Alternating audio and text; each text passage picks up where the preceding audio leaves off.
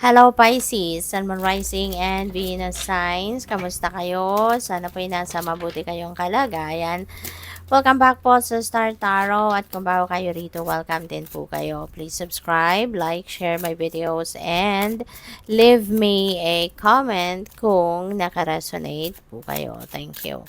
So first message ninyo ay forgiveness. This is really beautiful Pisces kasi maaaring you're choosing love na sa ngayon at matututo na kayong magpatawad. You're going to realize that it's better to forgive.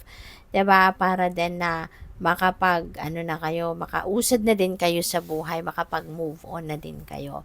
Maaring meron ditong pwedeng merong hihingi ng inyong kapatawaran. Maybe someone is going to apologize or pwede rin naman na hindi, Yung bang kahit hindi na humihingi ng tawad sa'yo yung tao nakagawa ng hindi maganda sa'yo in the past, pero sa puso mo, ayaw mo na meron kang bitbit na mabigat sa puso mo, sa dibdib mo, sa isip mo. Kaya you are just going to choose to forgive those people who have hurt you in the past in order for you to move on with your life na so that you can start a new life. 'Di ba? Kasi kapag nagpapatawad tayo, lalo-lalo na kung hindi naman tayo hinihingian ng kapatawaran pero kusa tayong nagpapatawad sa puso natin, pinapatawad na natin sila. Ang laking pagbabago kaya no na maidudulot sa buhay mo.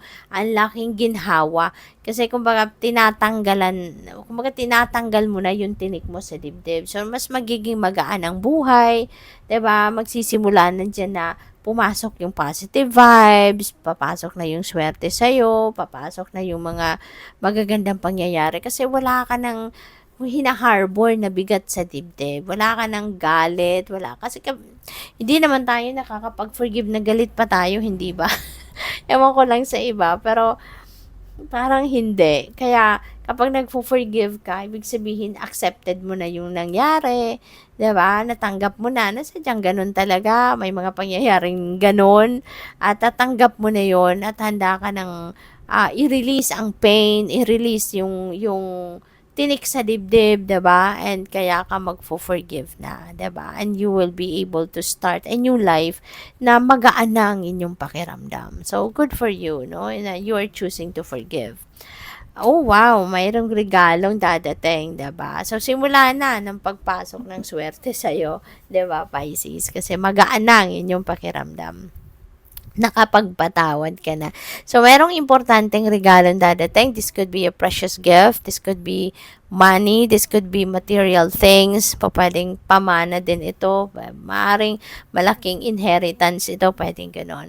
So, it could be money. It could be material things. No? Pwede rin naman na hindi. Pwede rin naman na this is a lucrative opportunity. No? Pwedeng opportunity ito na siguro ito yung magpapayaman sa'yo, itong opportunity na itong maghahatid sa inyo ng bonggang prosperity and abundance. So, pwedeng ganun, ano?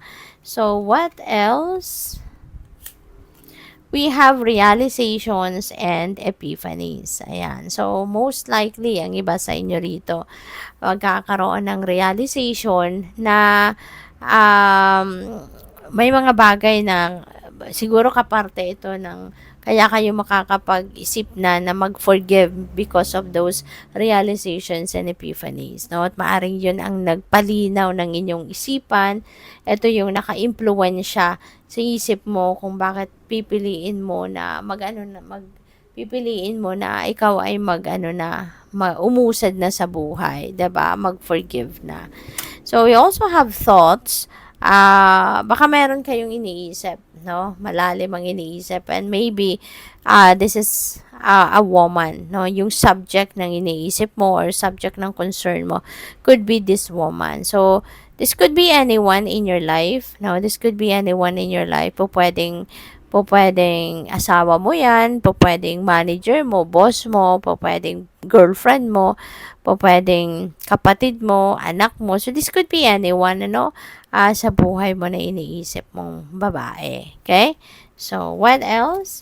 We have toil and labor. Ayan. So, baka ang iba sa inyo,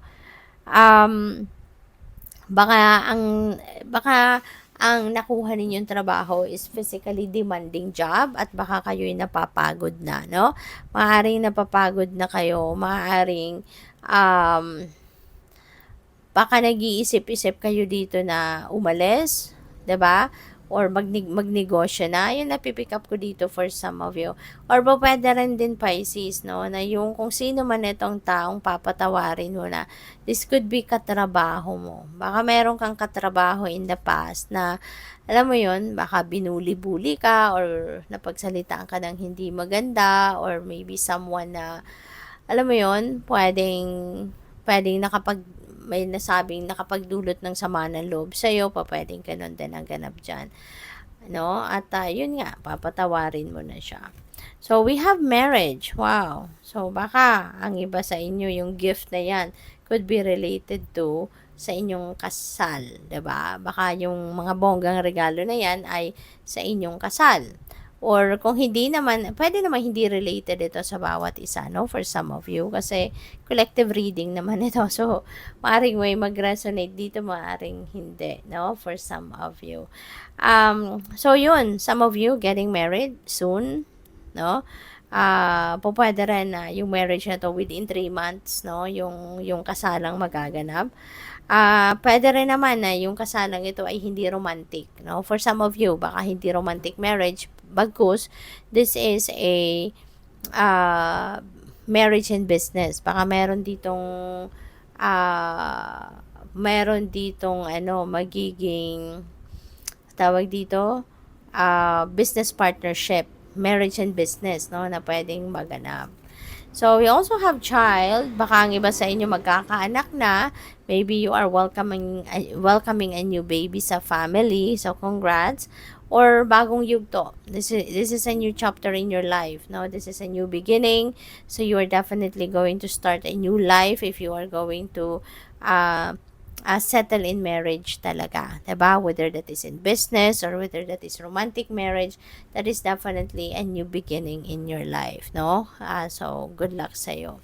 So, we also have finances. Ayan. So, baka magkakaroon din kayo ng bagong approach, no? Sa pagmamanage ng inyong kaperahan or kung pwedeng advice ito sa inyo. This could be a reminder para sa iyo na it's about time na for you to apply your financial discipline para mas maging maganda, mas maayos ang kalagayan ng inyong kaperahang aspeto. So, pwedeng ganun din ang ganap dito for some of you. So, good luck po. Thank you for watching Love and Light. Namaste.